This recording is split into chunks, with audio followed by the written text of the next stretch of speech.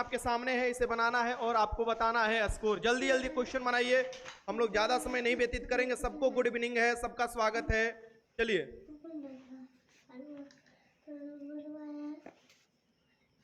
हाँ, चलिए शुरुआत करते हैं। सबसे पहला जो नालंदा विश्वविद्यालय के बारे में देख रहा है, नालंदा प्राचीन विश्वविद्यालय अपना बिहार में है। कहां पर है? अपना बिहार में है। बख्तियार खिलजी जो था इसको नष्ट किया था, बख्तियार खिलजी जो था इसको नष्ट किया था। और ये आपको बहुत प्राचीन, भारत के सबसे बड़ा और भारत के सबसे प्राचीन विश्वविद्यालय था। अगर तक्षशिला की हम बात करें तो पूरे विश्व में सबसे पुराना विश्वविद्यालय में तक्षशिला विश्वविद्यालय का नाम आता है। और इसका जो आपको निर्माण किया गया था किस वंश के दौरान पूछा हुआ था, ये कुमार गुप्त द्वारा किया गया था, यानी ये क्या हो जाएंगे? गुप्त वंश के शासक द्वारा। गुप्त वंश की स्थापना किसके द्वारा किया गया था? श्री गुप्त द्वारा। मौर्य वंश की स्थापना किसके द्वारा किया गया था? आपको चंद्रगुप्त मौर्य द्वारा किया गया था। ये याद रखिए, क्वेश्चन आपसे पूछ रहा है तो। गोपाल ने पाल वंश की स्थापना किया था। और यहाँ पर ये याद रखिए कि सबसे आपसे पूछे शुद्ध सोने के सिक्के किसने जारी किए थे? सबसे पहले शुद्ध सोने के सिक्के जो है कुषाण वंश ने जारी किया था। ये भी याद रखिएगा, शुद्ध सोने के सिक्के एकदम काटी। ठीक, बाकी गुप्त वंश में तो अधिक सोने के सिक्के जारी किए ही गए। पाल वंश के एक शासक आते हैं धर्मपाल। धर्मपाल ने विक्रमशिला विश्वविद्यालय की स्थापना की थी, जो कि अभी भागलपुर में है, आपको पता होना चाहिए। इसका आंसर क्या हो जाएगा? यहाँ पर कुमार गुप्त हो जाएगा, जो कि गुप्त वंश से संबंधित है, जिन्होंने नालंदा विश्वविद्यालय का स्थापना किया था। अभी नालंदा विश्वविद्यालय पाली भाषा के अनुसंधान के लिए जाना जाता है, इसे याद रखिए। अभी नालंदा विश्वविद्यालय पाली भाषा के अनुसंधान के लिए जाना जाता है, इसे याद रखिए। क्वेश्चन देखिए, दो देख लीजिए। इनमें से त्रिपिटक क्या है? त्रिपिटक किससे संबंधित है? त्रिपिटक, त्रिपिटक बौद्ध धर्म से संबंधित ग्रंथ है। बौद्ध में आपको विनय पिटक, सूत पिटक, अभिधम पिटक। तो मोगलीपुत्तिस ने किसका रचना किया था? और आपसे पूछता है अलग अलग आपको पिटक की रचना का नाम पूछता है कि किसके द्वारा किया गया था। ठीक, तो मोगलीपुत्तिस द्वारा नहीं स्थापना किया गया था, महाकश्यप द्वारा स्थापना किया गया था अभिधम पिटक का। अभिधम पिटक की स्थापना किसने किया था? महाकश्यप ने किया था। लेकिन उससे पहले दो पिटक और आते हैं, विनय पिटक। विनय पिटक की स्थापना उपाली ने किया था। किसने किया था? उपाली। पहला नंबर आपसे क्वेश्चन पूछे कि विनय पिटक की स्थापना किसने किया था? उपाली ने। ठीक, सूत पिटक की स्थापना किसने किया था? तो जो गौतम बुद्ध के प्रिय शिष्य थे आनंद, उनके द्वारा किया गया था। और फिर देखिएगा महाकश्यप द्वारा सूत पिटक की स्थापना किया गया था। और तीनों पिटक किससे संबंधित है? बौद्ध के उपदेश, बौद्ध धर्म से संबंधित है। इसका आंसर क्या हो जाएगा? यहाँ पर डी हो जाएगा। चलो आगे चलते हैं। क्वेश्चन नंबर 3 देख लीजिए। भारत में सूफी जाने जाते हैं। सूफी परंपरा आप लोग जानते हैं। सूफी परंपरा में आप देखिएगा सबसे प्राचीन और सबसे जो महत्वपूर्ण परंपरा है वो चिश्ती परंपरा है। मोइनुद्दीन चिश्ती द्वारा स्टार्ट किया गया चिश्ती परंपरा। और मोइनुद्दीन चिश्ती का दरगाह कहाँ मिलेगा? अजमेर में मिलेगा। अजमेर में, राजस्थान के अजमेर में मिलेगा। चलो क्वेश्चन नंबर 3 यहाँ से हम देखते हैं, थोड़ा छोटा कर दिएगा, आप लोग को दिखाई देना चाहिए। तो भारत में सूफी जाने जाते हैं किसके लिए? ये मुस्लिम संत थे, मुस्लिम संत थे, ठीक ना। ये अपना विचार प्रकट करते थे और उसमें बहुत सरलता से, यानी कि आपको उसमें संगीत भी इंक्लूड कर देते थे। क्वेश्चन नंबर 4 देख लीजिए।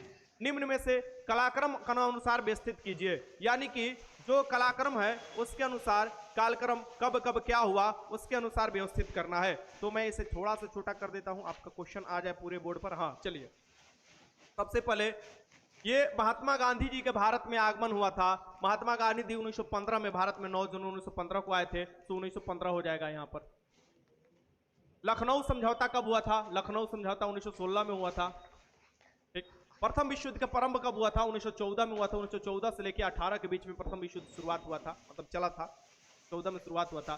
चंपारण सत्याग्रह, तिनकठिया व्यवस्था, बिहार के चंपारण जिला, तिनकठिया व्यवस्था, जो 3 कट्ठा पर नील की खेती करना पड़ता था 2017 में। तो सबसे पहले क्या हुआ था? आपको प्रथम विश्व युद्ध हुआ था, यानी 3 पहले आएगा। 3 क्या हो जाएगा? फर्स्ट हो जाएगा। फिर देखते हैं आपको लखनऊ समझौता के पहले अब भारत का आगमन हो जाएगा, यानी 2 हो जाएगा, ये हो जाएगा।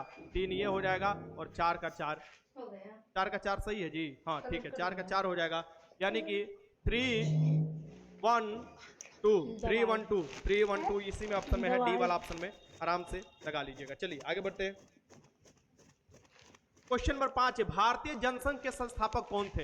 भारतीय जनसंघ की स्थापना किया गया था आजादी के बाद, यानी 1951 के समय में देखिएगा भारतीय जनसंघ की स्थापना की जाती है। ठीक,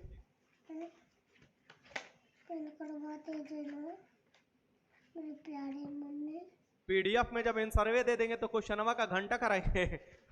चलो क्वेश्चन लगाओ। भारतीय जनसंघ के संस्थापक कौन थे? भारतीय जनसंघ के संस्थापक जो थे ये डॉक्टर श्यामा प्रसाद मुखर्जी थे। भारत की आजादी के कैबिनेट के सबसे पहला मुख्यमंत्री, मुख्यमंत्री नहीं माफ कीजिएगा, कैबिनेट मंत्री जिन्होंने इस्तीफा दिया था वो कौन थे? यही श्यामा प्रसाद मुखर्जी। इसका आंसर क्या हो जाएगा यहाँ पर? ये हो जाएगा। भारतीय जनसंख्या स्थापना श्यामा प्रसाद मुखर्जी द्वारा किया गया था। ठीक, ये याद रखिएगा। तो यहां से आंसर क्या हो जाएगा यहाँ पर? ये आपका ए हो जाएगा।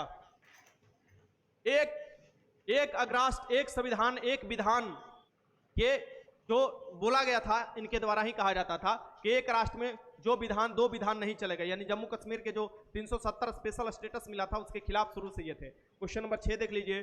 सर्वप्रथम यूरोपीय व्यापारी का हिंद चीन में आए थे। बीपीएससी का क्वेश्चन ये जस्ट ऐसे ही क्वेश्चन पूछा हुआ था बीपीएससी में, 2 बार पूछा हुआ है। हिंद चीन क्षेत्र यानी कि हिंदुस्तान और चाइना वाला क्षेत्र में सबसे पहले जो पुर्तगाली आया था वास्को डी गामा था। ठीक, बार्थोलोमेओ डियोज था। ये सब जो थे ये सबसे पहले हिंद चीन वाले क्षेत्र में आए थे, तो ये पुर्तगाली थे। और पुर्तगाली में कौन थे? वास्को डी गामा था। इसे याद रखिएगा। इसका आंसर क्या हो जाएगा? सी। और 1498 में केरल के कालीकट बंदरगाह पर ये पहुंचा था। चलो क्वेश्चन नंबर 7 देखते हैं। डॉक्टर भीमराव अंबेडकर। डॉक्टर भीमराव अंबेडकर के बारे में ये क्वेश्चन पूछ रहा है। यानी डॉक्टर भीमराव अंबेडकर हमारे संविधान के पितामह की कहे जाते हैं। Doctor Bhimrao Ambedkar drafting committee के अध्यक्ष थे। ड्राफ्टिंग कमेटी मतलब कि प्रारूप समिति। प्रारूप समिति में टोटल 7 सदस्य थे और उसमें से अध्यक्षता किसके द्वारा किया जा रहा था? डॉक्टर भीमराव अंबेडकर द्वारा। अब यहां पर देखना है कि इनके बारे में क्या क्या सही दिया हुआ है। उन्होंने बहिष्कृत हितकांडी सभा की स्थापना की थी, ये एकदम सही है। 1956 में उनका देहांत हो गया था, ये भी सही है। और उन्होंने मूक नायक पत्रिका का प्रकाशन किया था, यह भी सही है। यानी उपरोक्त में से सभी सही है, एक से अधिक सही है, यानी सभी सही है। इसका आंसर क्या हो जाएगा? यहाँ पर डी हो जाएगा। हाँ, क्वेश्चन नंबर 8 देख लो। चंपारण नील आंदोलन के दौरान महात्मा गांधी के साथ आए थे। जब महात्मा गांधी चंपारण में आए थे तिनकठिया व्यवस्था के विरुद्ध में, तो नील आंदोलन के समय जो आए थे उनके साथ वो कौन कौन थे? एक तो महादेव देसाई भी थे, ये बात सही है। जेबी कृपलानी। जेबी कृपलानी किसके हस्बैंड थे? तो जेबी कृपलानी और सुचिता कृपलानी। सुचिता कृपलानी, जेबी कृपलानी, जबकि बहुत ही मतलब कि मजबूत आदमी थे। ये जो जेबी कृपलानी थे ये शुरू से ही महात्मा गांधी के मित्र थे। और जेबी कृपलानी बोलते थे कि हमारा दिमाग कहीं नहीं भटकेगा, इधर उधर कहीं नहीं भटक सकता है। और जेबी कृपलानी का भटक गया सुचिता कृपलानी की ओर, यानी उन दोनों का लव मैरिज हुआ था। ये तुम लोग को पता होना चाहिए, ये सीक्रेट बात तुम लोग को बता रहा हूं। तो ये सुचिता कृपलानी का हस्बैंड थे, ये महात्मा गांधी के आपको साथ रहते थे।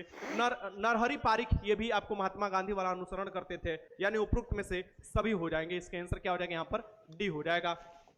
क्वेश्चन नंबर 9 देखो। कार्ल मार्क्स किस देश के थे? जो कार्ल मार्क्स थे ये किस देश के थे ये आपको बताना है। कार्ल मार्क्स कहां के थे ये बताइए।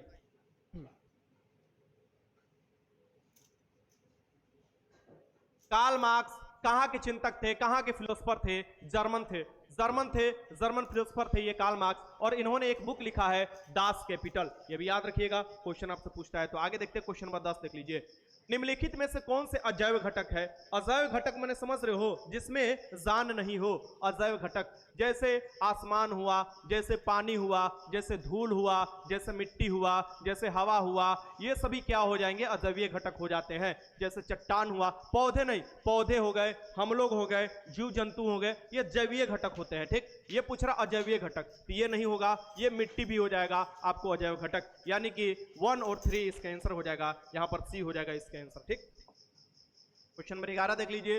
वन संरक्षण के संदर्भ में नवोत्थान आंदोलन, नवोत्थान आंदोलन जो शुरुआत किया गया था, ये नवोत्थान आंदोलन शुरुआत किया गया था 1984 में, और ये महाराष्ट्र वाला क्षेत्र में आपको शुरुआत किया गया था। मुख्यतः इसका मूल उद्देश्य था पर्यावरण, पेड़ कटाई, ये सब को बचाना और लोगों को जागरूक करना पर्यावरण के प्रति। साथ में कि कृषि को किस तरीके से इस्तेमाल किया जाए कि पर्यावरण प्रदूषित ना हो, यानी पर्यावरण को ध्यान में देखते हुए पेड़ कटाई ना हो, यानी कि ये सब ध्यान में देखते हुए ये शुरुआत किया गया था। और ये वंदना शिवा द्वारा स्टार्ट किया गया था। इसके आंसर क्या हो जाएगा? यहाँ पर डी, वंदना शिवा द्वारा। कहीं ना कहीं ये चिपको आंदोलन में भी साथ थी, तो इसका आंसर क्या हो जाएगा? 11 का आंसर डी हो जाएगा। क्वेश्चन नंबर 12 देख लीजिए। निम्न में से किस वर्ष में ब्रिटिश सरकार द्वारा वन पक्षी और पक्षी संरक्षण अधिनियम लागू किया गया? ये देखिए, वन पक्षी और पक्षी संरक्षण अधिनियम ब्रिटिश सरकार द्वारा, यानी कुछ समय आजाद नहीं हुआ था भारत, और वो देखोगे 1912 का समय था। 1912 में एक चीज और आपको हुआ था कि बिहार का अपना अलग पहचान मिला था बंगाल से कटकर। उस समय बिहार में उड़ीसा भी था, तो 1912 में बिहार हो जो बंगाल से अलग हुआ था उसमें उड़ीसा भी था। ठीक, तो 12 का आंसर क्या हो जाएगा? सी हो जाएगा। क्वेश्चन नंबर 13 देख लीजिए, निम्न में से कौन से कलाकार शास्त्रीय गायन से संबंधित है? शास्त्रीय गायन से, ये याद रखना, गायन देख रहा है, शास्त्रीय गायन से संबंधित है, तो ये कौन हो जाएंगे? जो कि शास्त्रीय गायन। ठीक, तो आपको अलग अलग आपको दिया हुआ है, इसमें नाम जो दिया हुआ है उनके बारे में कभी कभी पूछ देता है कि किस गायन से कौन संबंधित है। सर बिहार पुलिस कांस्टेबल का बैच ऐप पर हम 2 मंथ पहले लिए थे, लेकिन फिर से परचेज करने का बोल रहा है। अरे क्या किया जाए, अभी पढ़ लो, फिर प्रॉब्लम तुम लोग का हम हर सोल्यूशन बता देंगे लास्ट में। अभी तुम लोग लंबा लंबा फेंकोगे तो दिक्कत हो जाएगा। ठीक, फिर हम नहीं बता पाएंगे कुछ भी चीज।